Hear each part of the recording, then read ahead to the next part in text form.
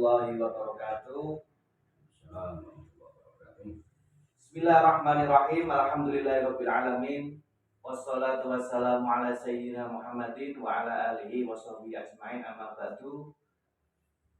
Selamat pagi sahabat religi dimanapun Anda berada. Alhamdulillah pada pagi ini kita bisa berjumpa melalui saluran YouTube Penyuluh Agama Islam KUA Kecamatan Lasem dalam edisi kegiatan podcast Ramadan Penyuluh Agama Islam KUA Kecamatan Lasem tahun 1445 Hijriah. Semoga sahabat dari semua senantiasa dalam limpahan karunia, senantiasa diberikan kesehatan oleh Allah Subhanahu wa taala. Amin Allahumma amin. Shalawat salam kita senantiasa haturkan kepada junjungan Nabi Agung Nabi kita Muhammad sallallahu alaihi wasallam yang senantiasa kita harapkan syafaatnya kelak di hari kiamat nanti. Semoga kita semua mendapatkan pertolongan Allah dan syafaat Rasulullah Muhammad sallallahu alaihi wasallam. Amin Allahumma amin. Pada kesempatan kali ini dalam edisi Ramadan yang penuh berkah ini kita kedatangan tamu istimewa, seorang tokoh yang cukup mempunyai nama di wilayah Kecamatan Lasem, seorang tokoh agama yang biasa kita kenal dengan seorang kiai juga, yaitu Kiai Haji Zainul Arifin, salah satu pengasuh pesantren Al-Fahriyah Lasem sekaligus sebagai penyuluh agama Islam Kecamatan Lasem. Alhamdulillah kita sangat merasa terhormat atas kedatangan beliau. Alhamdulillah Pak Kiai. Ya. Sehat. Sehat nggih, kapan jenengan nggih? Sehat. Beliau ini di Penyuluh Agama Islam membidangi spesialisasi zakat dan wakaf dan umroh dan haji. Sebelumnya Pak Kiai, atau bisa kita panggil dengan Gus Zainul ya, ini apa keseharian Pak Kiai sehari-harinya, khususnya mungkin Ramadan ini, mungkin jadwal jenengan sangat padat ya. Boleh tahu kita keseharian panjenengan sehari-hari seperti apa? Ya, sebelumnya saya sampaikan Assalamualaikum warahmatullahi wabarakatuh. Assalamualaikum warahmatullahi wabarakatuh. Tadi sudah sedikit profil saya sudah disampaikan. Memang pada bulan Ramadan ini agak padat ya jadwal kegiatan saya.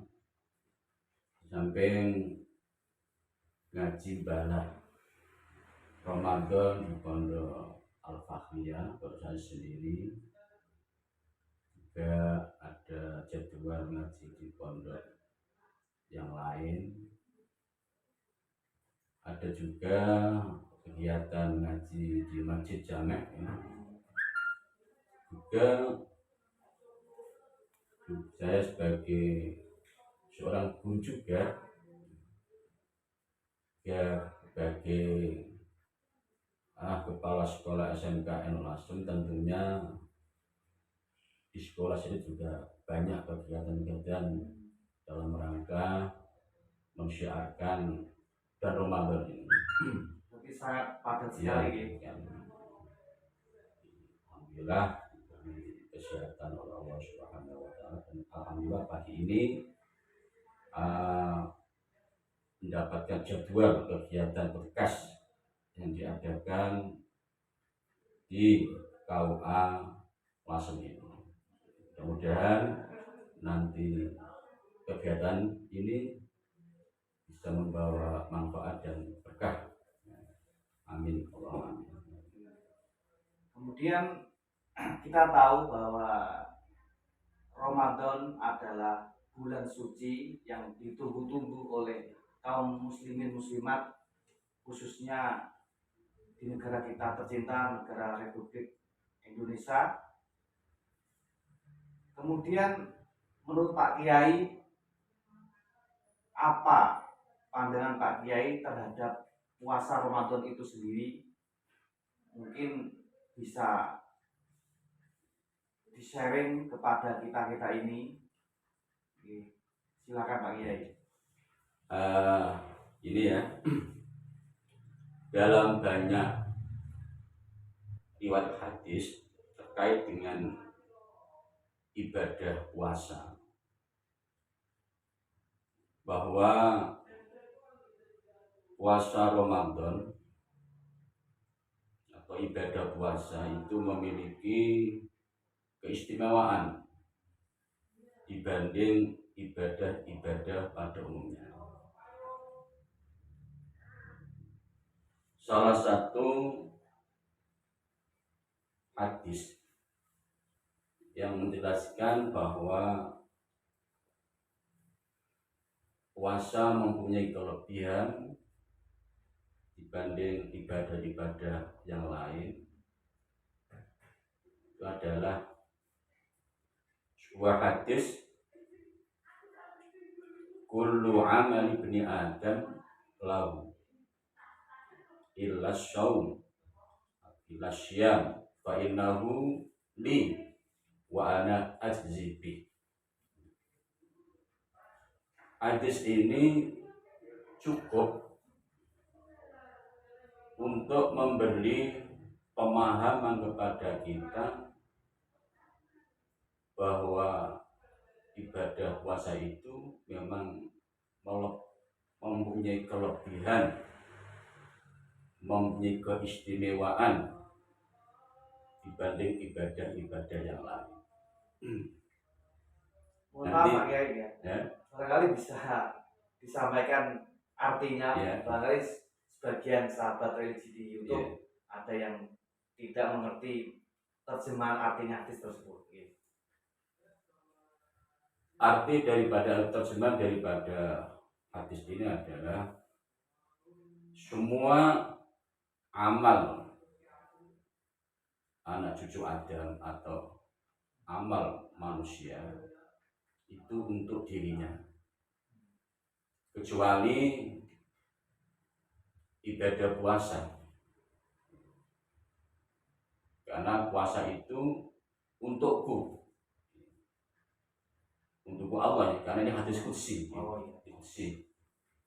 Ya, Allah berfirman yang artinya tadi, semua amal anak cucu Adam atau manusia itu untuk dirinya, kecuali ibadah puasa, karena ibadah puasa ini untukku dan saya sendiri yang akan membalasnya. Nah, kalau kita nanti bisa memahami dari hadis ini dan saya sampaikan, cukup menjadi sebuah argumentasi bahwa puasa itu memang mempunyai keistimewaan, kelebihan dibanding ibadah-ibadah yang lain. Secara substansi ya, hadis tersebut ini ingin menyampaikan, menjelaskan bahwa ibadah puasa itu memiliki kelebihan, memiliki kedudukan yang tinggi di sisi Allah Subhanahu wa Ta'ala, dengan sebuah kata fa innahu li, karena puasa itu adalah milikku. ini adalah sebuah bentuk penyandaran, ibadah puasa kepada Allah Subhanahu wa Ta'ala, yang menunjukkan bahwa betapa puasa itu mempunyai kedudukan atau sebuah ibadah yang memiliki kedudukan yang tinggi dibanding ibadah-ibadah yang lain. Karena apa? Penyandaran ini disandarkan kepada Allah. Misalkan banyak hal, sesuatu yang disandarkan kepada Allah, seperti Ka'bah. Ka'bah itu disebut dengan Baitullah. Kalau Al-Bait itu rumah. Rumah itu ya nilainya ya biasa-biasa saja. Tapi ketika kalimat Al-Bait ini disandarkan kepada Allah sehingga menjadi rumah Allah, maka nilai rumah ini luar biasa, jadi agung gitu ya. Maka Ka'bah itu mempunyai keistimewaan, mempunyai nilai-nilai lebih dibanding masjid-masjid yang lain. Kalau begitu dari yang jenengan sampaikan bahwa puasa Ramadan itu mempunyai keistimewaan, dengan redaksi hadis tadi, kami mencatat ada redaksi hadis yang menyebutkan fa'innahu li wa ana ajzi bihi, sehingga di situ mungkin terjemahannya bahwa puasa itu hanya untuk Allah dan Allah sendiri yang akan membalasnya, begitu Pak Kiai. Nah, kemudian muncul pertanyaan, seberapa istimewanya puasa Ramadan itu sehingga Allah mengatakan dalam hadis qudsinya fa'innahu li wa ana ajzi bihi, dan apa saja kira-kira keistimewaannya daripada puasa bulan Ramadan itu? Monggo disampaikan. Ini ya. Memang kalau kita cermati dari penggalan hadis tersebut, fa innahu li wa ana ajzi bi, itu memunculkan sebuah pertanyaan. Amal ibadah itu kan ya semua milik Allah, tidak hanya puasa, karena kita beribadah semuanya memang ditujukan pada Allah. Kemudian amal ibadah yang kita lakukan semuanya juga yang membalas Allah yang membalas. Tapi kenapa pada penggalan hadis tersebut seakan-akan puasa itu yang membalas Allah sendiri? Kemudian ibadah yang bagaimana? Ya ini. Nah, ini menunjukkan, benar-benar menunjukkan bahwa ibadah puasa itu memang luar biasa dibanding ibadah-ibadah yang lain. Dan saya sampaikan mempunyai keistimewaan, kelebihan, bahkan mempunyai kedudukan yang tinggi di sisi Allah, sampai Allah menyadarkan fa'innahu li. Para ulama di dalam memahami hadis tersebut, kenapa puasa itu kok memiliki keistimewaan yang luar biasa, kedudukan yang tinggi dibanding ibadah-ibadah yang lain, itu yang pertama, ibadah puasa itu sulit diintervensi dengan riya. ibadah puasa itu sulit dimasuki riya, pamer. Maka ada hadis yang mengatakan laisa fi syiyami riya, tidak ada pada ibadah puasa itu riya, pamer. Bisa kita pahami secara logika. Ibadah puasa itu ibadah yang bersifat abstrak. Ibadah yang berbentuk apa ya? Paling pribadi, privat. Ibadah yang tidak menggunakan gerakan-gerakan, sehingga memberi pengetahuan seseorang bahwa itu sedang melakukan ibadah. Puasa itu tidak ada gerakan, cuma abstrak, hati, niat. Lain dengan ibadah selain puasa, sholat itu ibadah yang berbentuk gerakan. Samping gerakan juga ucapan. Kemudian haji juga ibadah yang berbentuk gerakan.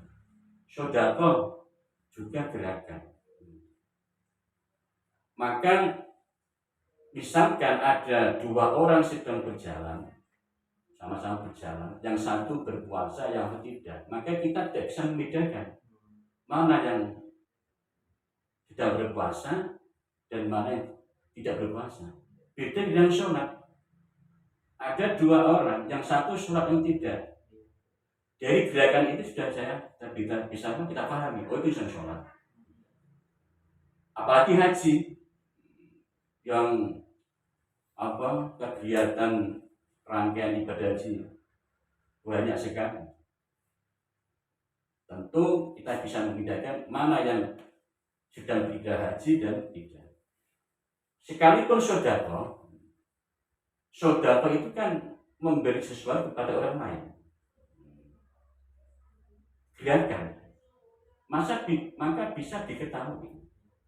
Paling tidak, misalkan kamu sedekah tidak diketahui orang lain, tapi yang kamu kasih tahu, saya sedang diberi uang.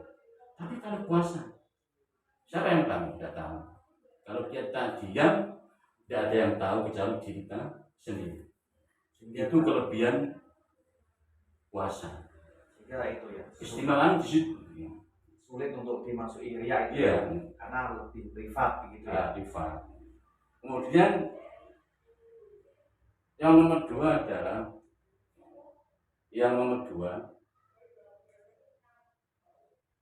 ibadah puasa itu bisa melumpuhkan setan.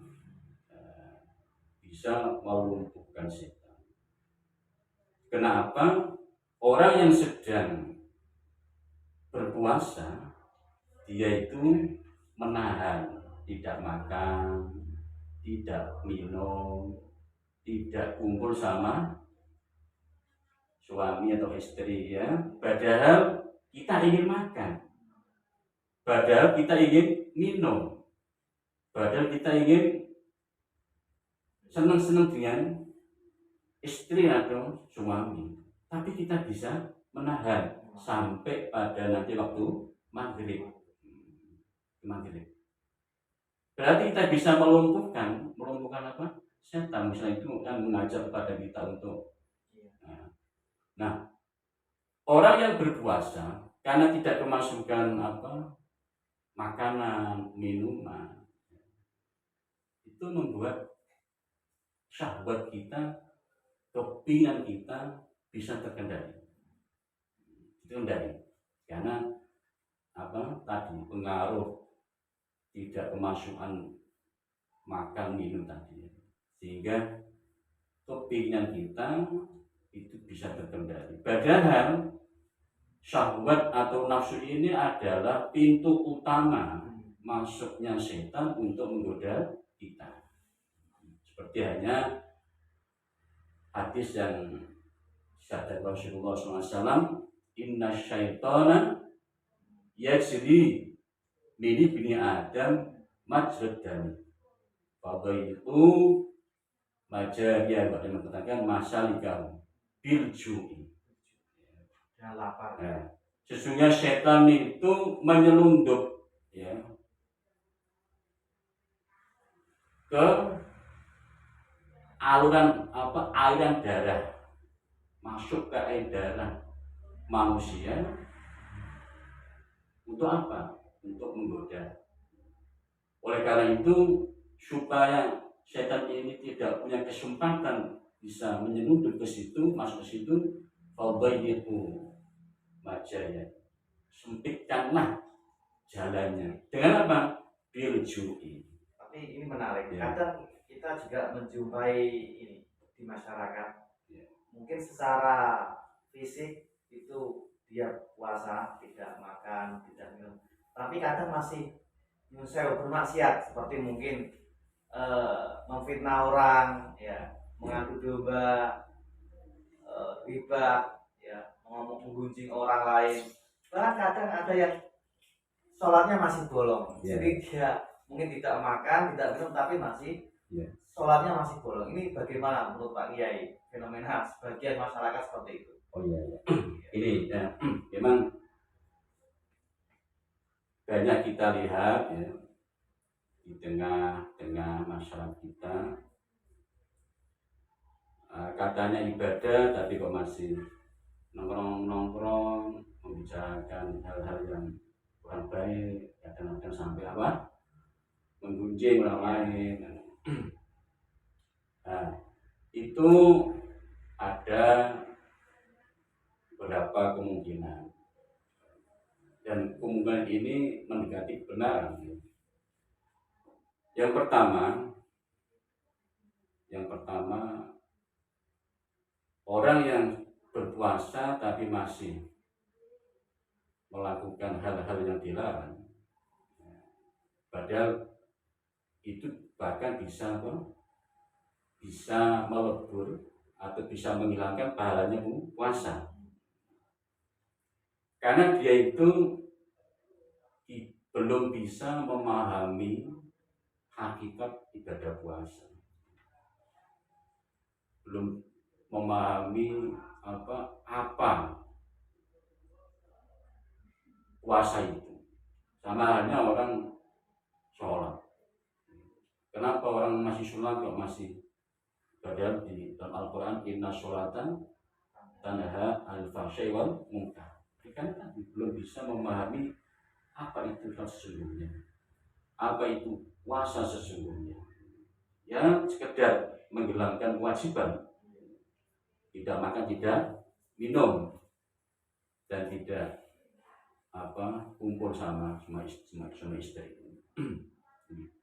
Kalau dia berpuasa dengan sesungguh-sungguhnya, memahami hakikat puasa, faedah puasa, pahala puasa, bahkan dikatakan puasa itu adalah milik Allah, maka dia akan menghindari hal-hal demikian.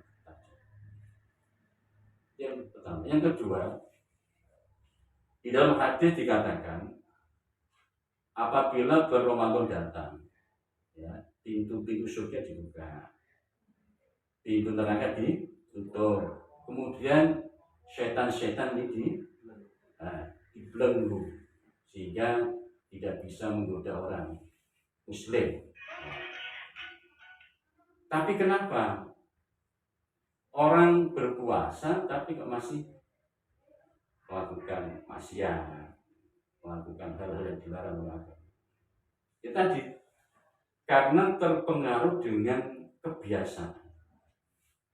Orang itu kalau sudah terbiasa melakukan kemaksiatan, sudah terbiasa melakukan menggunjing orang, mencaci maki orang, atau hal-hal yang tidak baik, meskipun setan itu hakikatnya dia dibelenggu di rantai, tapi karena terbawa dengan kebiasaan tersebut, ya dengan entengnya, dengan tidak terasanya dia melakukan hal tersebut. Saking ya karena memang sangat terpengaruhnya setan ini menggoda seseorang, Ya, sehingga kebiasaan ini tidak bisa dihilangkan meskipun pada bulan puasa. berarti butuh ini ya, butuh pemahaman apa Ya. itu hakikat puasa dan semangat untuk Benar-benar puasa ya, lahir batin itu ya. Iya, Lahir benar-benar. batin tadi tidak sekedar makan minum Iya. dia tahan, tapi juga menahan amarah, menahan dari ucapan yang kotor, Iya. yang menjalankan sholat dengan semaksimal mungkin begitu ya. Kemudian saya tambah lagi, kenapa ibadah puasa ini mempunyai keistimewaan yang tinggi di sisi Allah Subhanahu wa taala. Di samping tadi tidak bisa dimasuki riya. Kemudian ibadah puasa itu bisa melumpuhkan setan karena apa? Menahan nafsu Dengan lapar dan dahaga tadi. Kemudian selanjutnya adalah pahala puasa itu sendiri itu sangat agung, sangat tinggi dibanding pahala ibadah lain.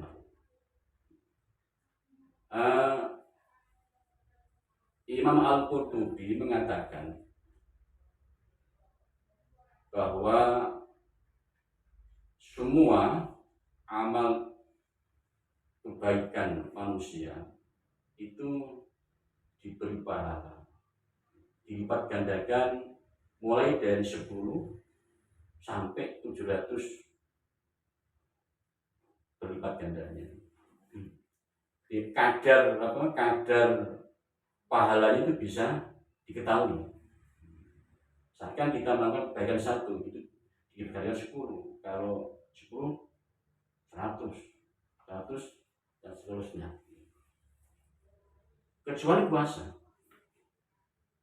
Puasa itu adalah milik Allah dan Allah ini akan memberi balasan.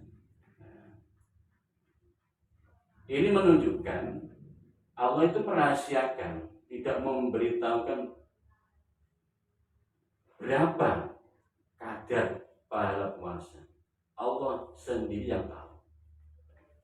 Allah sendiri yang tahu. Sampai berapa tidak ada yang tahu. Ini menunjukkan betapa besarnya pahala puasa, sehingga menjadikan puasa ini benar-benar ibadah yang istimewa, ibadah yang sangat dicintai Allah, dan ibadah yang memang menjadi perhatian Allah. Karena tadi orang tidak makan, tidak minum, tidak apa saja min ajli, karena semata-mata untukku. Padahal dia itu pengen makan tapi tidak makan karena hanya semata-mata mengharap balasan dari Allah Subhanahu. Maka karena dia itu memilih saya daripada memilih hal nafsunya, saya juga begitu. Orang yang seperti itu saya apresiasi, ya. Apresiasi dengan pahala yang banyak. Berapa kadarnya? Saya tidak tahu. Saya membalas tidak ada yang tahu. Ini keistimewaan puasa. Nomor selanjutnya adalah orang ibadah puasa itu kan di situ dijelaskan mempunyai 2 kebahagiaan, ya. Bahagia ketika dia berbuka puasa. Nomor 2, bahagia ketika besok bertemu kepada Allah Subhanahu wa taala. Di dalam dijelaskan dalam kitabnya, dalam kitab Suratul Nasihin. Kelebihan orang yang berpuasa itu besok bisa bertemu kepada Allah Subhanahu wa taala. Tadi ketika kebahagiaan itu adalah ketika besok di akhirat bertemu pada Allah. Beda dengan ibadah yang lain. Dia masuk surga, kan belum tentu bisa lihat Allah. Tapi orang berpuasa kan janjikan, lalu farhatun inda liqa ilah. Padahal kenikmatan bisa melihat Allah itu adalah kenikmatan tertinggi yang tidak ada bandingannya. Itu kelebihan ibadah puasa. Ya.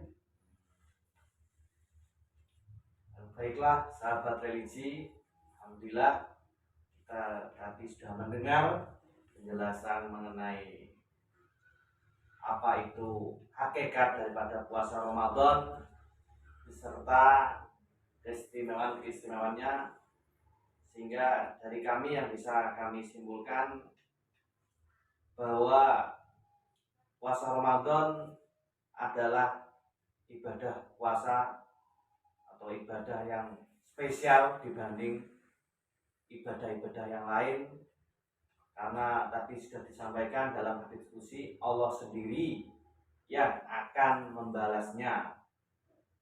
Dan kami mencatat ada beberapa keistimewaan ibadah puasa Ramadan.